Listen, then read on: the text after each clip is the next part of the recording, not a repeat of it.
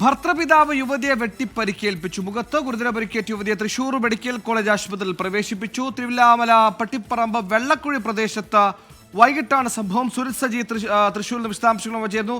സുരജ്, മരുമകളെ വെട്ടിപ്പരിക്കേൽപ്പിക്കാനുണ്ടായ പ്രകോപനം എന്താണ് വിശദാംശങ്ങൾ? ഇയാൾ പിടിയിലായിട്ടുണ്ടോ? സുഹൈൽ, ഇന്ന് വൈകുന്നേരം ത്തോടുകൂടിയാണ് ഈ ആക്രമണം ഉണ്ടായതെന്നുള്ളതാണ് പറയുന്നത്. കുടുംബ വഴക്കിനെ തുടർന്നാണ് ഈ വെട്ടുകത്തി ഉപയോഗിച്ച് ഭർത്തൃപിതാവ് മരുമകളെ വെട്ടിപ്പരിക്കേൽപ്പിച്ചതെന്നുള്ളതാണ് നിലവിൽ പോലീസിൽ നിന്ന് നമുക്ക് ലഭിക്കുന്ന വിവരം. മുഖത്തും അതുപോലെ തന്നെ ശരീരത്തിന്റെ വിവിധ ഭാഗങ്ങളും പരിക്കേറ്റ യുവതിയെ തിരുവില്ലാമല ആരോഗ്യ കേന്ദ്രത്തിൽ എത്തിച്ചെങ്കിൽ പോലും പരിക്ക് ഗുരുതരമായതിനെ തുടർന്ന് തൃശൂർ മെഡിക്കൽ കോളേജ് ആശുപത്രിയിലേക്ക് മാറ്റുകയായിരുന്നു. സംഭവവുമായി ബന്ധപ്പെട്ടുകൊണ്ട് പഴയന്നൂർ പോലീസ് തുടർ നടപടികൾ സ്വീകരിച്ചിട്ടുണ്ട്.